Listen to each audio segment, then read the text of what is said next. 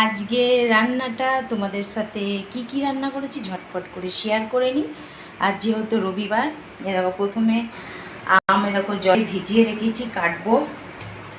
এ দেখো গন্ধরাজ লেবু কাটলাম, গোটা একটাই কেটেছি, মেখে দিয়ে দিয়েছি।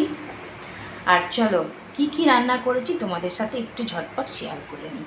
চলো, আজকে আমি করেছি ভাত জানুবাবুর, এ দেখো ঢ্যাঁড়স ভাজা, ডাল দিয়েছি, এখানে চিকেনটা এখনও দিইনি।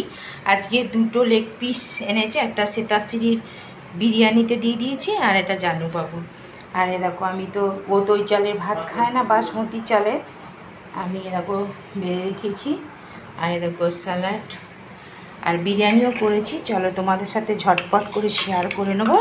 এটা জানুবাবুকে দিয়ে দিই, ও চিকেন খুব একটা ভালোবাসে না, তোমাদেরকে আগেও বলেছি। যেহেতু দুটো লেগ পিস এনেছে, একটা সেতাশ্রীর জন্য আর একটা জানুবাবুর জন্য। ঝোলটা দিয়ে দিই। আজকে যেহেতু ডাল করেছি বলে আজকে আমি খুব একটা ঝোল বানাইনি, কেন প্রতিদিন ওই চিকেনের ঝোল একটু মানে ভালো লাগে না আর কি, একটু চেঞ্জ করে করে খেতে সবারই ভালো লাগে, তাই না বন্ধুরা?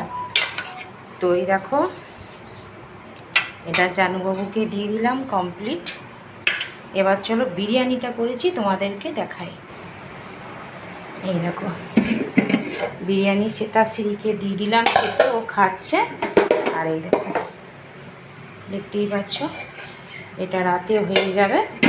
তো আজকে রবিবারের রেসিপিটা তোমাদের কাছে কেমন লাগলো অবশ্যই কমেন্ট করে জানিও। টাটা বাই বাই বন্ধুরা। আর তোমরা এরকম চিকেন মানে কষা খেতে কে ভালোবাসো কমেন্টে জানিও। একদম কচি কচি চিকেন, কচি মাংস একদম। Tata bye bye.